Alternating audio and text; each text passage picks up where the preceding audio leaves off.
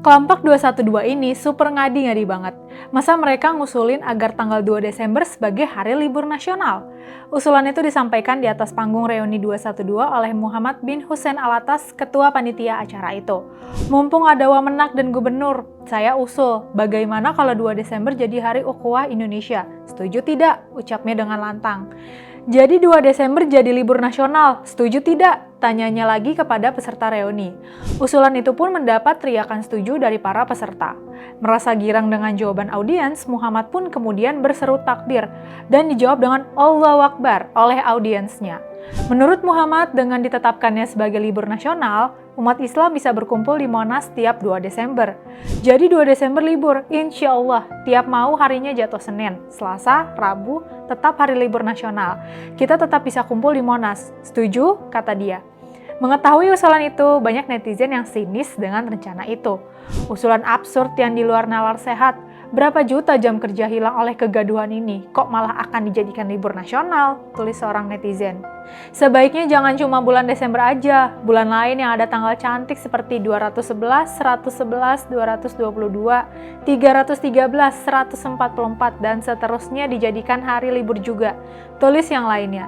Jangan dikasih angin, gerombolan para kadrun ini lagi nyari panggung. Tulis yang lainnya lagi. Alah, acara nggak penting, cuma bikin macet. Wakil Menteri Agama Romo Muhammad Syafi'i yang menerima usulan itu tidak berkomentar banyak. Dia hanya bilang telah mencatat usul itu dan akan menyampaikannya ke Presiden Prabowo. Paling tidak sudah saya catat usulan untuk menjadikan libur nasional. Tapi apakah bisa atau tidak itu harus saya sampaikan kepada Presiden Prabowo Subianto, ujarnya. Buat kami di PIS, usulan ini tuh ngadi-ngadi banget. Karena nggak ada sama sekali kepentingan nasional terhadap momen itu. Justru karena peristiwa inilah masyarakat Indonesia jadi terpolarisasi. Jadi gimana bisa peristiwa yang justru memecah belah bangsa akan dijadikan hari libur nasional? Untuk menjadikan hari tertentu menjadi libur nasional juga harus memenuhi sejumlah kriteria. Dari mulai harus adanya kepentingan publik yang luas, diakui oleh negara sebagai sejarah nasional, dan tidak mewakili satu kelompok tertentu. Jadi jelas dengan beberapa kriteria itu, menjadikan 2 Desember sebagai libur nasional sama sekali nggak layak. Buat sebagian besar masyarakat Indonesia, peristiwa 212 juga bukan peristiwa yang besar. Sebagian besar masyarakat Indonesia justru tidak mengetahui peristiwa itu. Ini terbukti dari hasil survei yang dilakukan Saiful Mujani Research and Consulting atau SMRC pada 2023 lalu.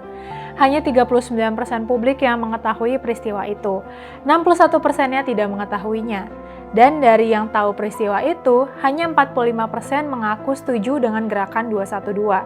Sebanyak 50%-nya nggak setuju dengan gerakan itu, sementara 5% nggak menjawab. Jadi meskipun ada yang tahu, tingkat dukungan terhadap 212 juga tetap kecil, bahkan malah lebih banyak yang nggak dukung. Jadi jelas ini nunjukin 212 bukan gerakan penting, apalagi sampai harus dijadiin sebagai hari libur nasional.